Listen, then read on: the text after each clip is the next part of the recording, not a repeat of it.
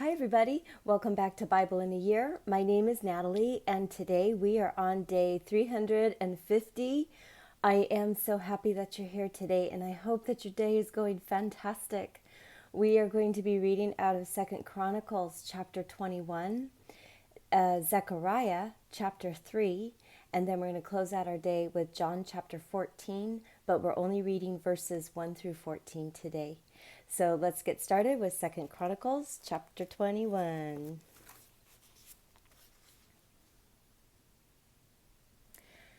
Jehoshaphat slept with his fathers and was buried with his fathers in David's city, and Jehoram, his son, reigned in his place. He had brothers, the sons of Jehoshaphat: Azariah, Jehiel, Zechariah, Azariah, Michael, and Shephaniah. All these were the sons of Jehoshaphat, king of Israel. Their father gave them great gifts of silver, of gold, and of precious things, with fortified cities in Judah. But he gave the kingdom to Jehoram because he was the firstborn. Now when Jehoram had risen up over the kingdom of his father and had strengthened himself, he killed all his brothers with the sword, and also some of the princes of Israel. Jehoram was 32 years old when he began to reign, and he reigned 8 years in Jerusalem. He walked in the way of the kings of Israel, as did Ahab's house, for he had Ahab's daughter as his wife. He did that which was evil in Yahweh's sight. However, Yahweh would not destroy David's house because of the covenant that he had made with David, and as he promised to give a lamp to him and to his children always. In his days, Edom revolted from under the hand of Judah and made a king over themselves. Then Jehoram went there with his captives and all his chariots with him. He rose up by night and struck the Edomites who surrounded him, along with the captains of the chariots. So Edom has been in revolt from under the hand of Judah to this day. Then Libnah revolted at the same time from under his hand, because he had forsaken Yahweh, the God of his fathers. Moreover, he made high places in the mountains of Judah, and made the inhabitants of Jerusalem play the prostitute, and led Judah astray. A letter came to him from Elijah the prophet, saying, Yahweh, the God of David, your father, says, because you have not walked in the ways of Jehoshaphat your father, nor in the ways of Asa, king of Judah, but have walked in the way of the kings of Israel, and have made Judah and the inhabitants of Jerusalem to play the prostitute like Ahab's house did, and also have slain your brothers of your father's house, who were better than yourself. Behold, Yahweh will strike your people with a great plague, including your children, your wives, and all your possessions. And you will have a great sickness with a disease of your bowels, until your bowels fall out by reason of the sickness, day by day. Yahweh stirred up against Jehoram the spirit of the Philistines and of the Arabians, who are beside the Ethiopians, and they came up against Judah, broke into it, and carried away all the possessions that were found in the king's house, including his sons and his wives, so that there was no son left to him except Jehoahaz, the youngest of his sons. After all this, Yahweh struck him in the bowels with an incurable disease. In process of time, at the end of 2 years, his bowels fell out by reason of his sickness, and he died of severe disease. His people made no burning for him, like the burning of his fathers. He was 32 years old when he began to reign, and he reigned in Jerusalem 8 years. He departed with no one's regret. They buried him in David's city, but not in the tombs of the kings.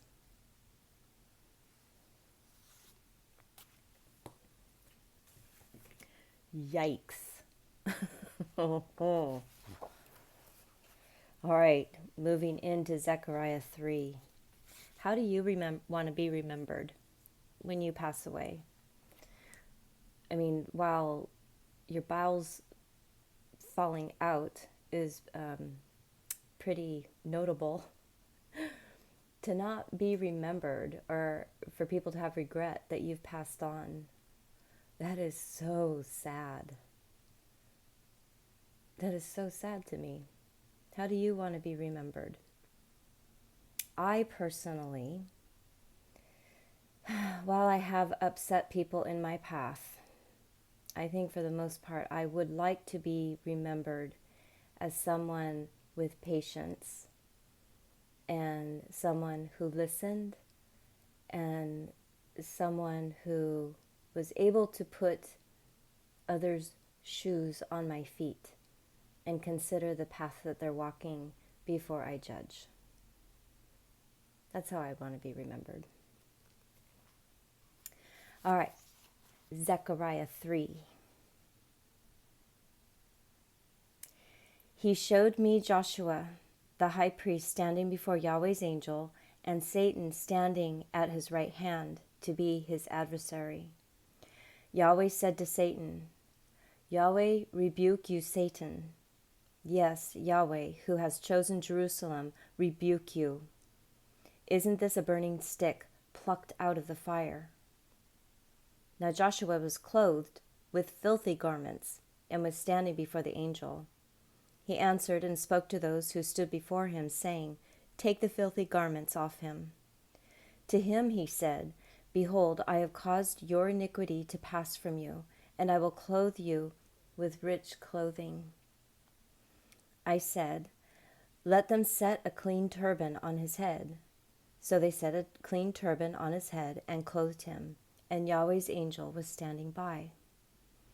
Yahweh's angel solemnly assured Joshua, saying, Yahweh of armies says, If you walk in my ways, and if you follow my instructions, then you also shall judge my house, and shall also keep my courts, and I will give you a place of access among these who stand by. Hear now, Joshua, the high priest, you and your fellows who sit before you, for they are men who are a sign. For behold, I will bring out my servant, the branch. For behold, the stone that I have set before Joshua. On one stone are 7 eyes. Behold, I will engrave its inscription, says Yahweh of armies, and I will remove the iniquity of that land in one day. In that day, says Yahweh of armies, you will invite every man his neighbor under the vine and under the fig tree.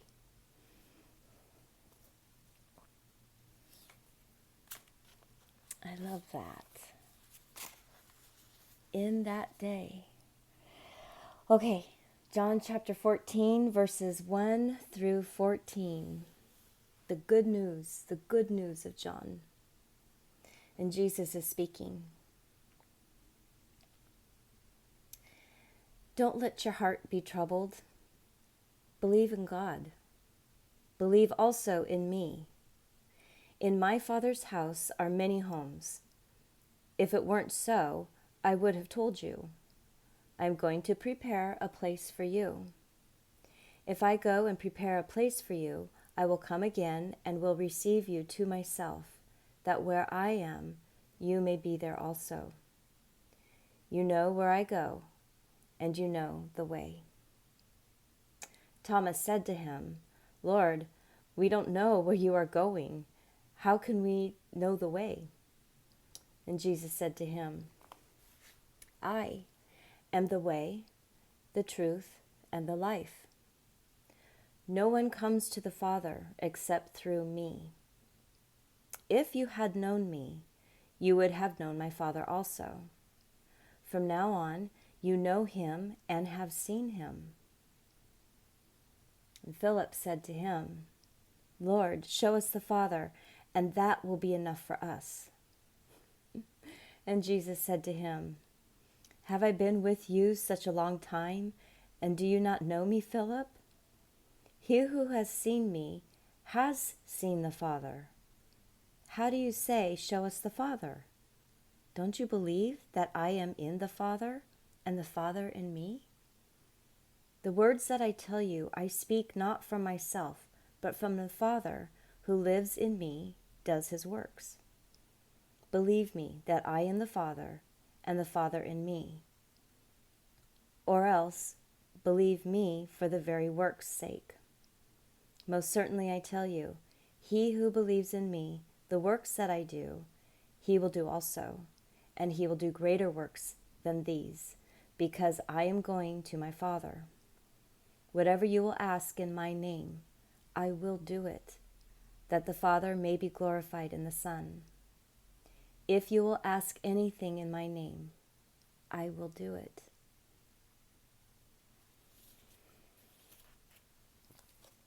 Okay, there's so much there. But I think I'm going to close on that very last portion.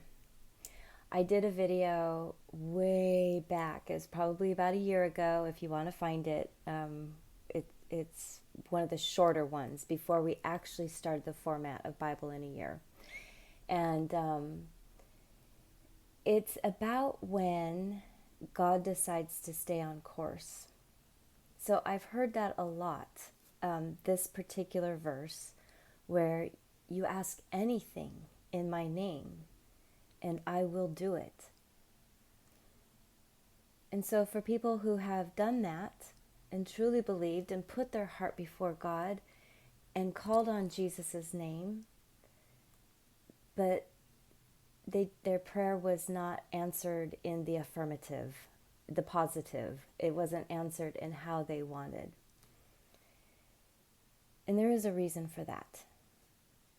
God is in control. And while we may think that we have a better idea of how things could work out, we have this plan, and we're like, hey, God, make it happen.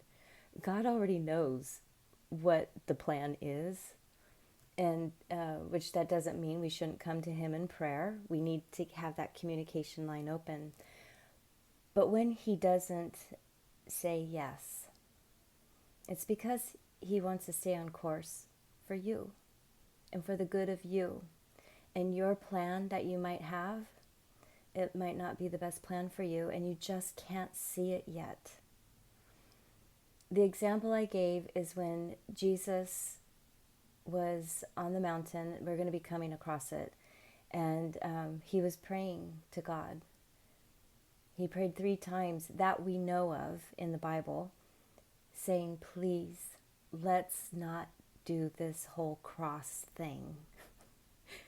If it is your will, let this pass. What would have happened if God would have said, okay? God chose to stay on course and save humanity. And while Jesus was in that moment, this fleshly moment of weakness and sadness, maybe even fear, God said no. So while this verse is here, and while he says, call on me and I will answer you, it might not be the answer yes. Okay? And that's okay, because God's got us and he knows what's best for us. All right? All right. Thank you for stopping by today. I am so glad that you're here. I'm so sad that this format is winding down. We're coming to the very end of Bible in a Year. But this has been just a wonderful journey. So come on back for tomorrow. We are not done yet. Come back for tomorrow, which will be day 351. Have the most wonderful day today, and I will see you tomorrow. Bye.